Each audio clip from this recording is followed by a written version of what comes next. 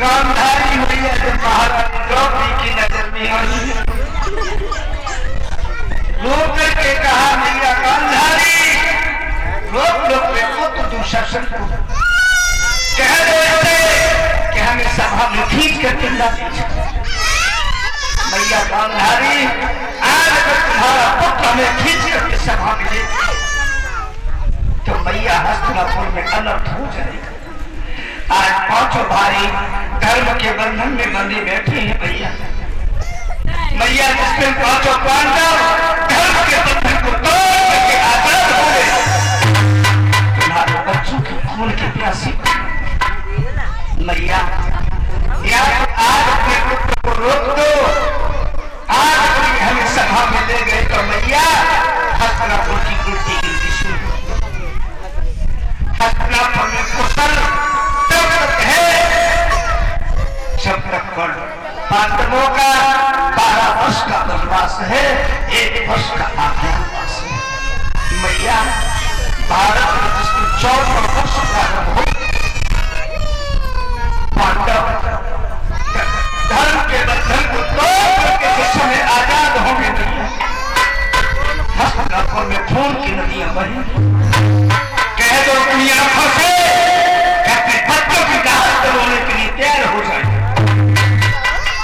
गांधारी कहने लगी है दुशासन, राजमाता होने के नाते से हम तुम्हें आज्ञा देते हैं बहुत बधू महारानी द्रौपदी को बंधन मुक्त किया जाए। दुशासन कहने लगा है मैया आज धर्म क्या है अधर्म क्या है ये हमें मत सिखाओ। आज हमें जितना मालूम है कि बड़े भैया की आज्ञा है कि महारानी द्रौपदी को उनके सामने हाजिर किया जाए। और मैया हमें केवल इतना ही है, हम तुम्हारी आज्ञा मान नहीं सकते हैं। राजमाता गांधारी की आज्ञा को अस्वीकार कर खींचता हुआ सभा में ले गया, दुर्योधन के सामने जाकर के पटक मुस्कुराते दुर्योधन कहने लगा है आओ भाभी, आओ महारानी द्रौपदी, स्वागत है आपका। महारानी द्रौपदी अंधों की सभा में आपका स्वागत है। याद करो भाभी, जब हम आपके यहाँ यज्ञ में भाग लेने गए थे, आपने हमारे ऊपर एक एहसान कर दिया था। अंधा का अंधा कहकर के जो एहसान किया, मैंने बहुत सोचा कि हम उसे भूल गए, लेकिन क्या करें भाभी, भूल ही नहीं पाए। सोचा समय आ गया है आपके एहसान का बदला चुका दिया जाए। महारानी द्रौपदी, मैं अंधा हूं, मंत्रिमंडल अंधा, महाराज दरबार में है, ये किस बात की है?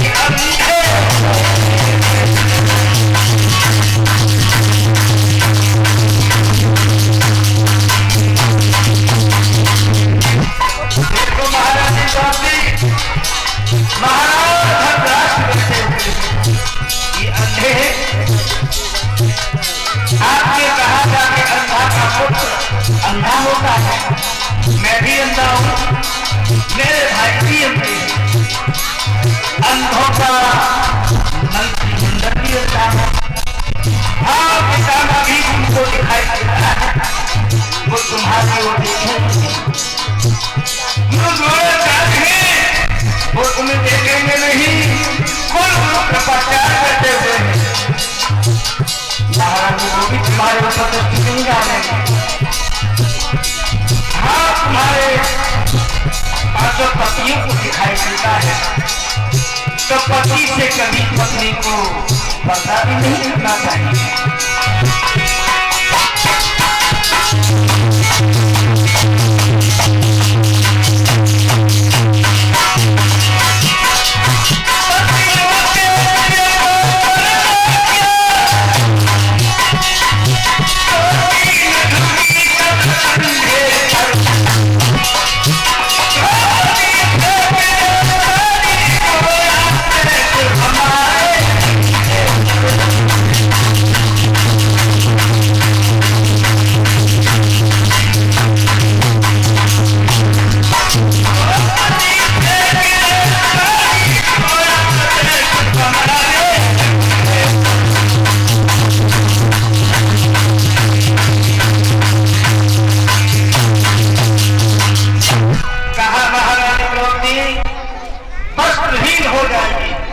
नग्न होकर के अंधा की जंधा पारा करके बैठ।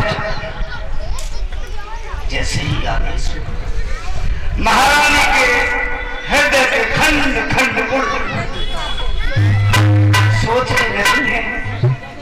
पितामह भीष्म सभा में बैठे हैं, गुरु द्रोणाचार्य जी हैं, कुल गुरु कृपाचार्य बैठे हैं। ये बुजुर्ग सभा में अन्याय होने नहीं, ये व्रत है। पितामह भी अकेले विश्व विजय करने में सक्षम है। पितामह भीष्म मेरे साथ में अन्याय नहीं होगा। महारानी द्रौपदी पितामह भीष्म के साथ घुटनों के बल में हाथ जोड़े कहा, पितामह ये पापी हमें आदेश दे रहा है कि वस्त्र विहीन हो जाओ, जंघा पर आकर के बैठ जाओ। पितामह क्या मैं दुर्योधन की आज्ञा का पालन करूं? क्या पितामह इस सभा में ऐसा अन्याय होता रहेगा, आप मौन होकर के देखते रहेंगे? पितामह क्या आप इस अन्याय के खिलाफ आवाज नहीं उठाएंगे? पितामह भीष्म की आंखों से आंसू बहकर गालों पर लकीर बनाते हुए भक्ति में सब मुंह से आवाज नहीं निकली बहने। महारानी द्रौपदी समझती पितामह भीष्म हमारी सहायता नहीं करते। गुरु द्रोणाचार्य के सामने बैठ आप जोड़े कहा, बोलिए आज हमें आप एक बात बताओ, मैं आपको पिता के रिश्ते से प्रणाम करूं या गुरु के नाते से प्रणाम करूं? आप मेरे पिता के गुरु भाई हैं, इसलिए आप हमारे पिता तुल्य हैं। आप अर्जुन के गुरु हैं, इसलिए मेरे भी गुरु हैं। आज हम तुमसे किस रिश्ते से प्रणाम करें? क्या आपके सामने ये अन्याय होता रहेगा? आप सभा में देखते रहेंगे बुजुर्ग ब्राह्मण की आंखों से आंसू निकलते, जवाब उनसे भी नहीं। कृपाचार्य के सामने गई, जवाब वहां भी नहीं। समझ गई है इस सभा में अब कोई मदद करने वाला नहीं। पितामह भीष्म पर बड़ा अभिमान था। पितामह भीष्म हमें सभा में लगे नहीं होने सोच रही थी महारानी।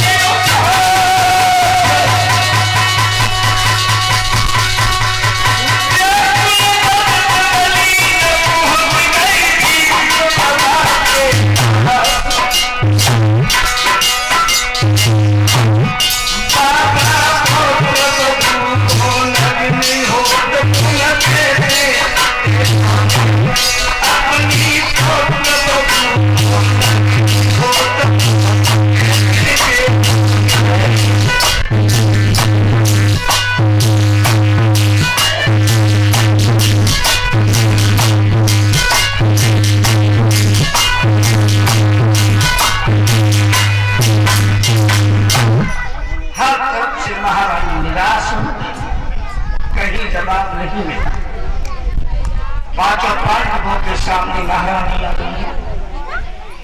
धर्मराज से कहने लगी, महाराज आपने जिस समय हमें दाव पर लगाया था, छोटे भाइयों से पूछा था कि हम महारानी द्रौपदी को दाव पर लगाने जा रहे हैं। महाराज मेरा अकेले की पत्नी नहीं है, आप पांचों भाइयों की पत्नी है। जितना अधिकार आपका मेरे ऊपर है, उतना ही अधिकार आपके अलग चार भाइयों का और है। और फिर महाराज मैं आपकी पत्नी हूँ, कोई वस्तु नहीं, जिसे जब चाहो जहां चाहो इस्तेमाल करो। महाराज आपने दाव पर हमें लगाते समय एक बार भी नहीं सोचा। धर्मराज की गर्दन शर्म से नीचे झुक गई, जवाब नहीं। वही प्रश्न महारानी द्रौपदी ने पवन पुत्र भीम से किया, अर्जुन से किया, नकुल सहदेव से किया, लेकिन जवाब नहीं मिला। महारानी द्रौपदी पांचों भाइयों